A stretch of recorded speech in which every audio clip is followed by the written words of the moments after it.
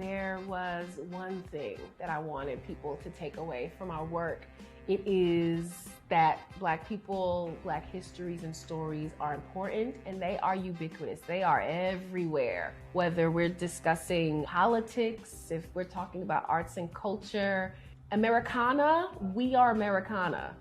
I just think it's really, really important that Black people are centered in conversations about where we are in this moment and where this country is and where we have been. My name is Kiana Stewart, and I'm the co-founder of Black Market Vintage. And my name is Jenna Handy, and I'm co-founder of Black Market Vintage. Black Market Vintage is a Brooklyn, New York-based antique concept shop. The owners travel, collect, and sell items that represent the richness of Black history. We're both from Brooklyn, and we grew up 600 feet from one another and did not meet until we were adults, which is wild. In terms of how we grew up, I think just a typical Brooklyn, childhood of going to the corner store, playing double dutch outside. So we met at Rutgers University. I don't necessarily know that there was a moment that we knew that we were supposed to be more than friends. I was really intrigued by Jana when I first met her, and it felt like I had known her, a lifetime. There was a twinkle in her eye that almost I understood what it meant, like.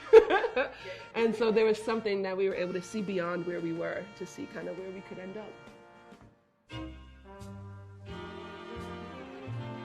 So I grew up going to vintage shops, thrift stores, stopping on the side of the road, you name it. My mom was stopping the car and bringing stuff into the car to bring home. In these shops, Kiana and her mother rarely saw people that looked like them or items that represented their history. So going into antique shops and we are the only Black people in the spaces. There's no Black art on the walls. There's barely any Black literature. Over time, Jana joined Kiana on the quest to fill this void.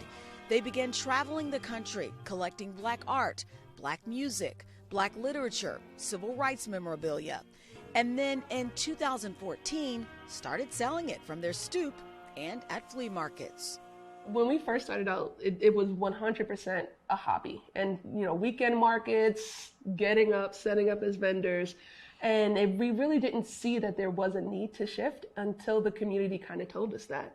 Demand for their products and interest in the history behind the items was so great, the next step was creating a consistent presence. We kept outgrowing ourselves to the point that we needed to create the infrastructure to then go from a hobby to an online store to then a physical shop. In November 2019, they opened their brick and mortar shop. Our public opening, that really was like a full circle moment. It was like Bed-Stuy is getting this gem of a business and folks who are community oriented, a place, that folks can meet and gather and see themselves. There were folks in this space all day. There are just so many aspects of this work that we didn't necessarily imagine at the very beginning. I did not envision that Lena Waithe would say after Queen and Slim, we need wrap gifts for the whole crew. Thank you for this journey, no matter how it ends. Here's the beautiful thing about what they're doing too, is they are saying about our magazines, old books, old t-shirts, our tchotchkes, our buttons, that they are worthy of being kept. Other customers echo that significance. What I love most is that people are starting to redefine how important it is to have these artifacts, to have this history, to know this history. Every sale that they make is a whole learning experience. Black artifacts historically have always served as a function, in our communities and in our societies at large. They tell a story. They say that we were here, we lived here, our lives were important. We were names, we were a culture, we were a family. Of the thousands of items they've sourced, Kiana and Jana showed us some of their oldest items. There were a few NAACP signs from a float from a parade. Something else that I can think off the top is a fugitive slave notice from, I want to say, the early to mid 1800s. Black people have been collecting and doing this kind of work for as long as we've lived, but I haven't seen a shop that exists in this kind of way. We were open for about 4 months before closing for COVID. We were adjusting to a new schedule, to new financial obligations, now having different kinds of overhead with a physical space. It's just a time of great uncertainty. We're still very much so in this like really strange, odd, traumatic place. Now we're kind of redirecting it back to online.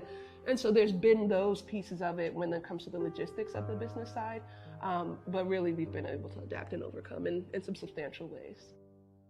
I really want the legacy of Black Market Vintage to be that Black people are thought about and considered from the very beginning and are not an afterthought, but that a whole community and a whole business is conceptualized and put into action with Black people at the center. And I really think it's important that other folks do the same. Like, the material is very important. The people and the stories that are embedded and imbued in those objects are just as important. And that's the ethos of our work. Our business says there's a place for you. There's a place for grandma's things. There's a place for grandpa's things, a place for your things, to then recirculate them throughout the community and make them accessible because they are important.